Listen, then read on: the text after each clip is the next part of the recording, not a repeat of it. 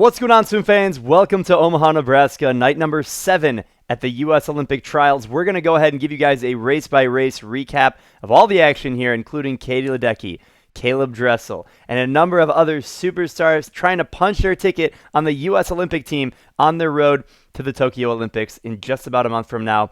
We have seen a lot of swimmers already qualify, but there's a few nail-biter races coming up. Let's go ahead and get right into it and overview the races that we had from the evening session. We kicked things off with the men's 100-meter butterfly. Then we rolled into the women's 200-meter backstroke final, the women's 800-meter freestyle final, the men's 50 free semifinal, the women's 50-meter freestyle semifinal, and that wrapped up all of the racing in Omaha, Nebraska. The place is absolutely going nuts. It's electric. So exciting to be in the venue itself. And let's go ahead and get right into it. So men's 100 fly, we've got the legend Caleb Dressel in this event. Now, he already broke the championship record and U.S. Open record in the prior sessions. Remember, we go prelims, semifinals, and finals. Let's go ahead and roll the 100 fly. And so now there we see Caleb Dressel, the man of the hour, with Tom Shields right behind him. Remember, this is the championship final. Top two make it to the Olympic team. And Dressel's already made the team in a few other events. Not a few other events. He's made the team in the 100-meter freestyle, trying to make the team here in the 100 fly. And there's the walkout. I'm telling you, it's pretty cool to watch the walkout because the athletes are walking into a stadium that fits 15,000 people. Now, because of COVID restrictions, there are not 16,000 people. It's still pretty epic, though. And there is Dressel. He's the man to watch. He looked really smooth, 49.7 in the semis. He was out 23.3, I believe. And his best time is the world record, 49.50. He broke that at the World Championships in 2019 in South Korea. There is Tom Shields. He is the defending Olympian in this event. It was him and Michael Phelps. Tom Shields from California Golden Bears. Caleb Dressel from Florida. And here we go. We just missed the beginning. There we go. Here's the start. Quiet on the start now. Quiet on the start. And it's going to take... It's basically Dressel against the rest of the field. It could be any of these other guys in the heat that'll get second. Let's see who it's going to be. There's the start. Dressel immediately in the lead. You see him just extending at 15 meters. The guy is already a half body length lead ahead of everyone. 0.62 on the reaction time. He's at 25 meters in less than 10 seconds. Or just about 10 seconds, 25 meters. He's looking really good right now. He's looking good. Ooh, a floater turn, 23.1. He's still out faster than he was. He was 23.3 when he went to 49. Can he break the world record in the final? He looks good, but he had a floater on the wall. They're going to bunch up here.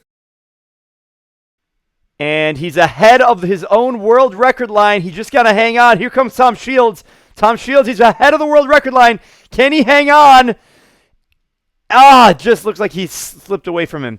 49.87. He goes out in a 23.1, back in a 26.7. He was back home on the second 50 a little bit faster when he went the 49.7 in the semis. And Tom Shields is going to join him in Tokyo in this event. Tom Shields goes 51.1. Good swim for him. He was out in a 23.6. Back in a 27.59. And Caleb Dressel looks happy. Maybe he looks satisfied. It was quite the competition because Luca Orlando was a 51.6. Julian and Stewart tied at 51.7. Great swim for those guys. A lot of respect for these guys coming out here. There's Dressel's start in slow motion. A little lopsided, actually. He normally is even cleaner. You can see that back leg, and now he's not in the middle of the lane, but pretty close to perfect. He's had a few starts that were a little bit better than that, but it's Caleb Dressel doing a start, guys. He's the best in the world at that. And yeah, he was out faster. I think we have the potential to see a world record in the Olympics. He had a really good finish, but his turn was, he bunched up on the wall. You can see how close it was there for the other races. Wow. After this event, we move on to the women's 200-meter backstroke final. This is quite the nail-biter event. Here we have the women's 200 back world record holder right there in the pink cap, Reagan Smith, 2:03.35. She made the team in the 100 backstroke and the 200 butterfly. So she's obviously the favorite to win this event and go on and swim it at Tokyo because she's the world record holder. She won the 100 backstroke. She has one of the top times coming into this. She has the top time out of the semifinal. She's in lane 4. But these ladies in the lanes next to her are going to give her a run for her money. Keep an eye on Kathleen Baker. A lot of experience coming off that injury. Can she get it done for Team Georgia? You know, a lot of pressure there on Reagan Smith because the expectation is that she makes it in this event because she's the world record holder. I mean, she can go 3 seconds slower, 2 seconds, maybe 2 seconds slower than her best time, and she'll make the team. She was slower than her best time in the 100, backstroke that is. Right there in that pink cap, a lot of pressure on her to make the team in this event. But that pressure is sometimes self-imposed, you know, and we have a little bit of a technical difficulties, it looks like, on the starting pad. A lot of people don't know this, but in elite competition, there's actually a pad, there's a wedge inside of the pool on the touchpad, only there for the start. It actually extends off of the diving block, and that's what gives these athletes the ability to lunge off of the wall and hit the streamline and get so much speed off the wall. It's remarkable just how much of a benefit that wedge can give you. And what happens is after you leave the wall, the wedge actually retracts back into the diving block. It actually sits on top of the diving block. And this is something that's only been around for the last few years. You go back to the 2008 Olympics, maybe even 2012, and we didn't have that. Reagan Smith looking pretty good right now in the middle of the pool. Reagan Smith was out on a 29.25. Her world record split's a 29.06, but she doesn't have much of a lead right now. Everyone's giving her a run for her money. As you can see, up in the top of the pool, down to lane 5, it's still anyone's race, and at the halfway, Reagan Smith still has the lead with a 101.01, but she's got a lot of competition. Keep an eye on Phoebe Bacon, Ryan White, Isabel Stadden, Kathleen Baker down there. Don't count her out. She's right there. Anyway, like I was saying, for the starting block, that wedge actually retracts into the block, and it helps the swimmers get off to a great start. That's why the first 50 is always going to be faster than the rest of the 350s. And into the wall with 50 meters to go. It's still anyone's race. It looks like 4 swimmers bunched up with a 50 to go. Last underwater. It's still even. You would have expected Reagan Smith to pull something out on that last 50 turn, but these ladies are swimming right down the middle of their lanes. It's going to come down to the final 15 meters. It's anyone's race right now. Who's it going to be into the finish? Oh, ho, ho, ho. Reagan Smith is behind. She's in third. She's not going to make it. Who's it going to be? Ryan White, 2:05. Wow. 2:05.73. That's Ryan White. She is going to Tokyo. And also Phoebe Bacon. They both will swim this event in Tokyo. Look at the smile on her face. There we go. Yeah, there's a smile. Fist bump. Respectable fist bump. Go for it. And for the splits, for all my data nerds out there, so Ryan White split it 29.5, 32.1, 32.1, 31.9. That is split to perfection. And you can see her coming into the wall there, full stroke on the finish. And Reagan Smith in the middle of them touches third. Reagan Smith fell off there on the final 250s. Her last 100 split was a 103. These other girls basically even split it. 2:05. Remember, her world record's a 2:03.35. So fell off of that. If she had just gone within 2 seconds of that, she would have won this heat and swim this event in Tokyo. But she's got the 100 back and the 200 fly. But now after the women's 200 back, we've got the piece de la résistance, Katie Ledecky, in the 800-meter freestyle. This is the event that she first made her Olympic team debut in 2012 at the age of 15 years old. 15 years young, I guess we should say. She's there in the middle of the pool. I think the race is for second at this point. I mean, can anyone touch Katie Ledecky? I don't think so. We'll go ahead and watch the first 100 here and see how things shake out. Then we'll fast forward to the end of the race because we want to be respectful of your time. We want to respect these athletes. They're out there putting in the hard work. Let me know what you guys think in the comments in the live chat. But immediately, Katie Ledecky out under world record pace. Remember, it's only a 50 and an 800, so we'd like to see an athlete at the 200 mark at least out under world record pace before we consider that a possibility. It's still early. Anything can happen. Now, Katie Ledecky is the world record holder in this event, 8:04.79. Wow, that's a fast time. And you see her right now coming into the wall. She's going to turn in a 57.7, extending her world record pace. She's now 0.21 under the world record. Remember, it's still early. We'll keep an eye on that at the next split. For reference, her 400 mark, which is halfway, she was 4:01.98 when she broke the world record in this event. Anyone's race right now. Keep an eye on Haley Anderson. Haley Anderson right there. We've got Katie Grimes, Allie McHugh, Bella Sims, Kirsten Metz, Sierra Schmidt. I mean, this field has a lot of potential. It looks like it's shaping up to be a race for second. But hey, it doesn't matter. Top two make the Olympic team. It looks like Ledecky is going to be able to swim this event in Tokyo. Who's going to be second? Let's keep an eye on that world record line. She turns in a 1:59.0. She's now extending her gain on the world record. Can we see a world record here?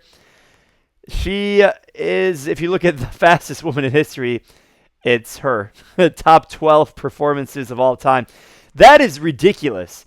I mean, let's just take a moment and appreciate that. This is absolutely ridiculous. Not only that, she has the top 23 times in history. That's just ridiculous. In other words, this is the greatest distance swimmer of all time. What an honor it is for us to be able to live in the same era of Katie Ledecky, let alone watch her in real time. I mean, this is just next level stuff right here. She's got a 3 or 4 body length lead going into 300. Let's keep an eye on that world record split. We are on world record watch right now. And at this pace, she's going to have a whole pool length lead on everyone. And it looks like she's fallen off the pace just a little bit. She's about on pace with her world record split. The question is, can she get back underneath it? She split holding 30 points. That's what it takes to go 8-minute low. And we're going to get to the end of the race here. We have about 150 meters to go. Can she get under the world record? It doesn't look like it. She's fallen off the pace quite a bit now, but the race is for second. Look at all these swimmers bunched up. Anyone can make their move. They're going to start. What you notice here when you're watching a distance event like this, you want to see two things. You want to see tempo. What does the tempo look like at the beginning, middle, and end of the race? And energy conservation with the legs. If you see these swimmers start to increase their tempo, increase their kick, and they've got a lot of juice left in the tank in the final 50 or 100 meters, they're going to be dangerous. If they look smooth the whole race, then they're going to have enough juice in the tank. The question becomes, when do they make their move to turn on their legs, increase their tempo, and make it happen? Ledecky's already way ahead of the field. She's going to win this event, no question. The question is, who's going to join her in Tokyo? Is it Haley Anderson, Allie McHugh, Katie Grimes? It literally could be anyone right now in lanes, let's see here, 2, 3, 6, and 8. And lane 5. I mean, all of these ladies have a shot right now. I could see it happening for any of these swimmers. Katie Ledecky is about to punch her ticket to swim the 800, an event that she first made the Olympic team in 2012 at 15 years old. And it looks like down in lane 8, another 15-year-old has a shot at making it happen. Look at lane 2 and lane 8 on the outside. Ledecky wins in 8:14. Who's going to be second? Is it the 15-year-old down in lane 8? Yes, it is. It is her. She comes in. Grimes at, what was her time? 8:20.36. 15 years young, making her first Olympic team. Does she even know what just happened? I think she does. She's either really tired, astonished, in disbelief, or doesn't even know what happened. Wow. Ledecky, go give her a hug. That's awesome. Yes, it's hitting her. And look at her teammate. That's Sims. Erica Sullivan, also from the same team. She came in 6th. And Ledecky going over to congratulate her fellow Olympian in this event. Coming full circle, at 15 years old, she can't even drive a car. She doesn't have a driver's license, guys. And she just made the Olympic team. And there is the distance queen, Katie Ledecky. Absolutely incredible to see a performance like that come out of the outside lane. There you see Ledecky. She's way ahead of everyone. But look at the outside 2 lanes. Here's the finish. Wow, on the opposite side of the pool, even a floater finish, but that was enough to punch her ticket at 15 years old. Absolutely incredible. Good for her. Good for her. Very emotional. I mean, it's probably a surreal experience for her. Next up, we had the finals of the men's 50-meter freestyle. We have Michael Andrew. That's not Michael Andrew. But Michael Andrew is in this heat.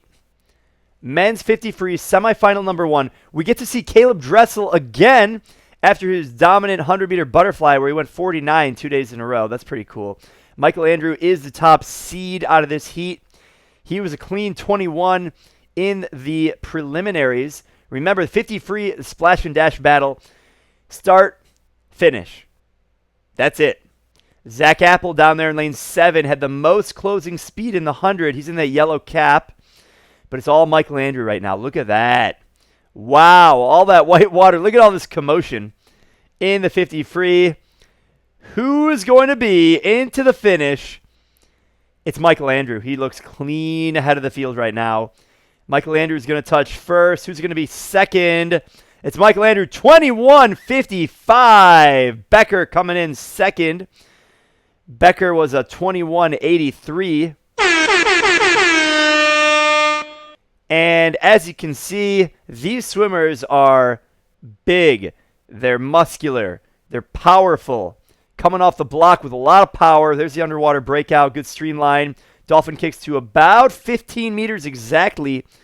You know, in the 50s, sometimes we see swimmers pop up a little bit earlier than that.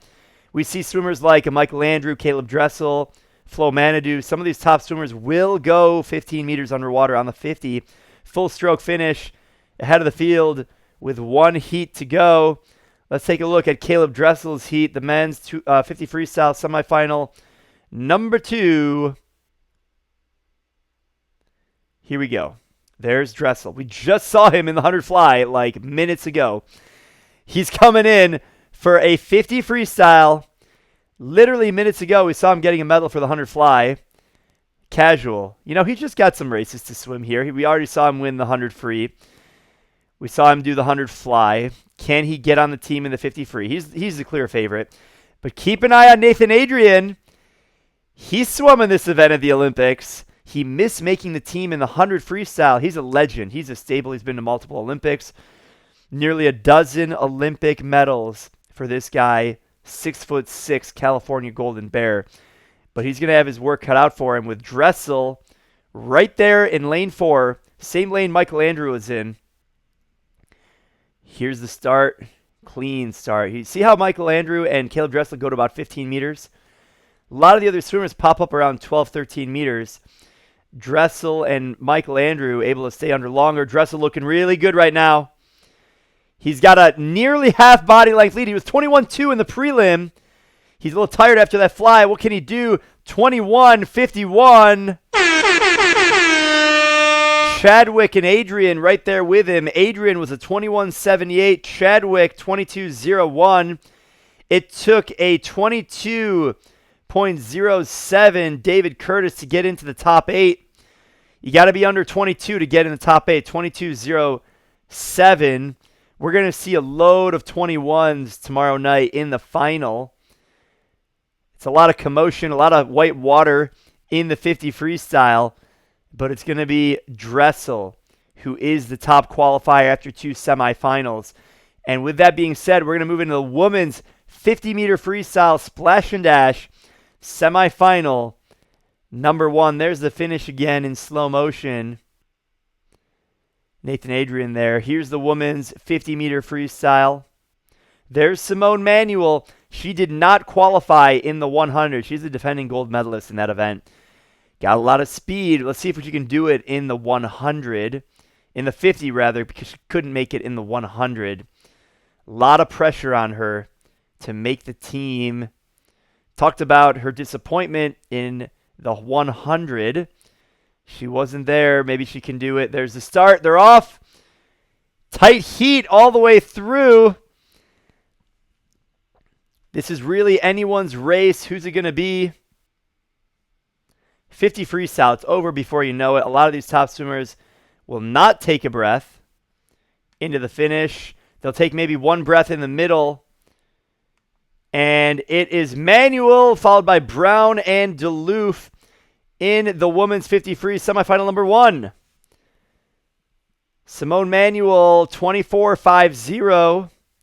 Erica Brown, 24.57, and then Katie Duluth, 24.68. That's going to be borderline to get into the top 8. Remember, top 8 advance out of these semis into the final. There's Simone Manuel. There we go. Into the water. It's so important to have that speed off the block. Let's go ahead and watch women's semifinal number 2.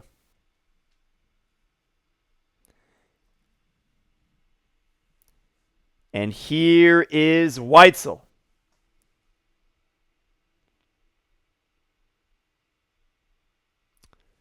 $50 freestyle. And here is the start of the women's 50-meter freestyle semifinal number 2. Keep an eye on Weitzel, Husk, Douglas in the middle of the pool. Who's it going to be? Who's it going to be? And they are all in a straight line. This is a tough event to call unless you have someone blowing everyone out of the water. Pun intended. Weitzel is that person right now. She's starting to extend, but it comes down to the final touch. Who's it going to be? It's a 24.27. That's Weitzel. Husk. We saw Husk with a lot of speed. She won the 100 fly. Very, very fast. Swims here. If you guys are enjoying this race recap, make sure you subscribe, hit the like button, and let us know in the comments what you guys think. Also, make sure you hit that notification bell so you know about the next video dropping. We're here in Omaha, Nebraska, covering the Olympic trials. This is the selection meet for the Olympic team to represent the United States of America in Tokyo, Japan. The Olympic Games start July 23rd. And then the opening ceremony is July 23rd. The swimming competition begins on July 24th. A lot of fast swimming to be done in Tokyo, but we're not done here at the Olympic trials in Omaha. We have one more day of competition. We're going to see Caleb Dressel tomorrow night in the final of the men's 50 freestyle. Let me know what you guys think he's going to do. It's going to be absolutely electrifying. I am super, super excited about that. Can't wait to see you guys at the next video. Happy swimming and have a great day.